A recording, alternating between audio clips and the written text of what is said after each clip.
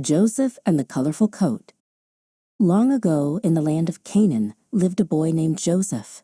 He had 11 brothers, but his father, Jacob, loved him in a special way. One day, Jacob gave Joseph a gift, a coat made of many bright colors. It shimmered in the sun like a rainbow.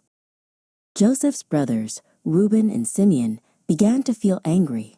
They didn't like how much attention he got.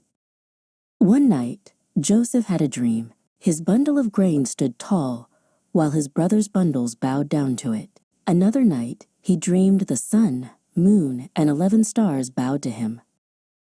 When he told his family, his brothers, Judah and Levi, were furious. "Do you think you will rule over us?" they asked. One day, Jacob sent Joseph to check on his brothers in the fields. When they saw him coming, they whispered, "Here comes the dreamer." They tore off his coat and threw him into a deep pit. Instead of killing him, they sold him to traders on their way to Egypt. They dipped his coat in goat's blood and told Jacob, "A wild animal killed him." Jacob cried for many days. In Egypt, Joseph was sold to a man named Potiphar. Joseph worked hard, and God blessed everything he did. But Potiphar's wife, Merit, told lies about him, and Joseph was thrown into prison. Even in prison, Joseph trusted God. He helped explain the dreams of 2 other prisoners, Hori and Pacer. One of those men, Hori, later worked for Pharaoh, the king of Egypt. When Pharaoh had strange dreams, Hori remembered Joseph.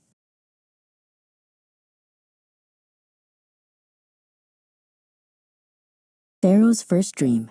7 fat cows were eaten by 7 skinny cows. His second dream. 7 healthy heads of grain were swallowed by 7 thin ones. Joseph explained, "God is telling you there will be 7 good years, then 7 years of famine. Store food now."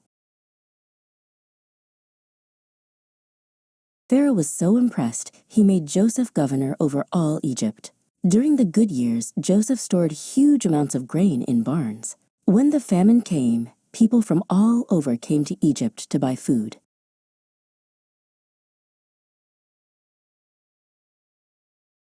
One day, Joseph's brothers came to buy grain.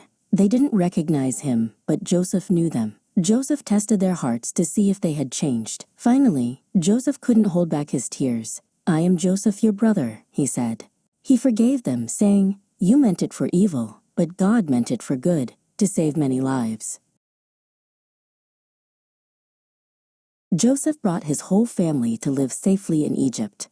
The boy who had once been sold as a slave was now a ruler because he trusted God.